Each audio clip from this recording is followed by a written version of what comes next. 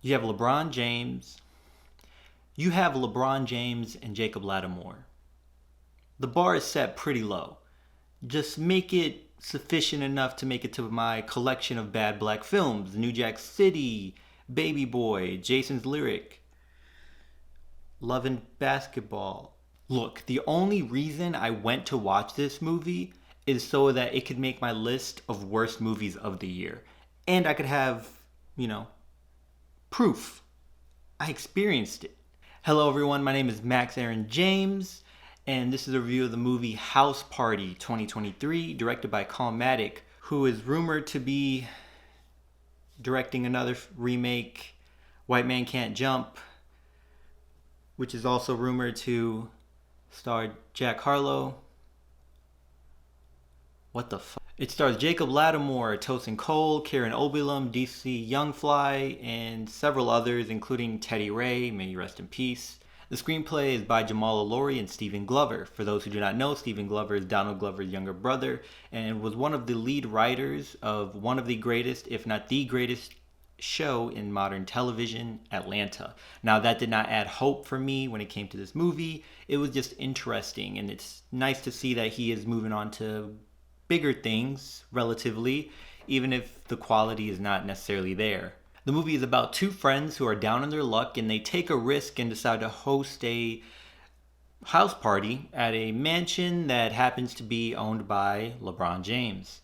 And shenanigans go on from there. Now, let us be honest. The original is not amazing, but it is good enough. And there is a sequel and apparently another remake before this one. Never heard of it. Didn't even know it existed or any of that. Now, Jacob Lattimore has never been good in my eyes, and most of the stuff I've seen him in, if not everything I have seen him in, has been very mediocre, so it does not ever bring hope for the movie or show. And LeBron James is trying really hard to enter into Hollywood, and acting is just not his thing. I was questioning so many of the comedic decisions made throughout the movie, and a lot of the jokes were not good. It felt as if a lot of the people were just trying to have fun on set and felt this may be funny and translate well to the audience, but it did not. And I feel that even if I was present during the filming of this, I would not be enjoying myself too much, recognizing that a lot of this writing is not good. Now, this is supposedly, it is believed that LeBron is the one hosting this party, or at least he has his assistants hosting it for him at his mansion, right? So there are a lot of celebs that show up and cameo throughout this movie, which made sense, right? It's LeBron, and they invite a lot of people from LeBron's contacts. However, a lot of it didn't make sense because to think that of all the celebrities you invite, not a single one of them would mention it to LeBron eventually, even if it was later in the later on after the party, because they were trying to do it in secret. But that made no sense because I would think at least one person would let him know, I'm not going to make it, or I am on the way.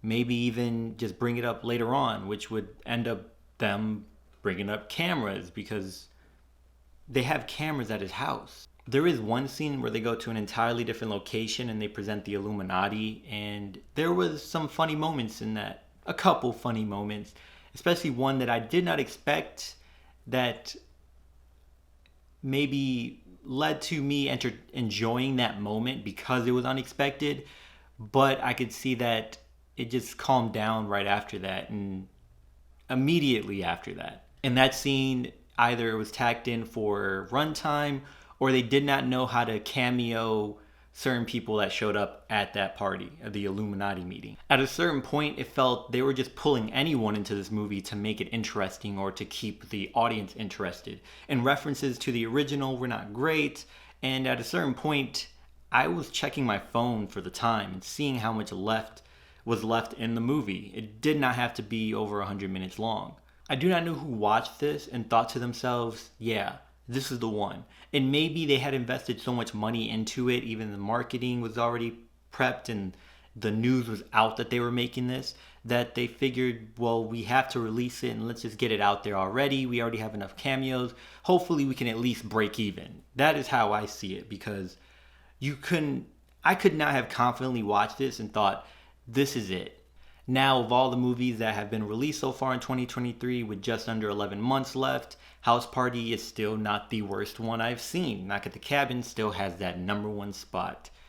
Fantastic. The thing with bad comedies, especially ones as horrible as this, is it is still entertaining for kids. I could see it being entertaining for maybe preteens, teenagers possibly, or just background noise to have at gatherings or actual house parties. Anyway, I wonder what y'all think. And of course, a lot of the people that did cameo, you can tell acting is not their forte and they are just there to get a paycheck or to help with whomever they know that is involved in this movie. Especially Calmatic, who happened to be a director of music videos, which I can kind of see in this because there were some scenes that looked decent, right? Because all it was music playing in the background and no one had any lines.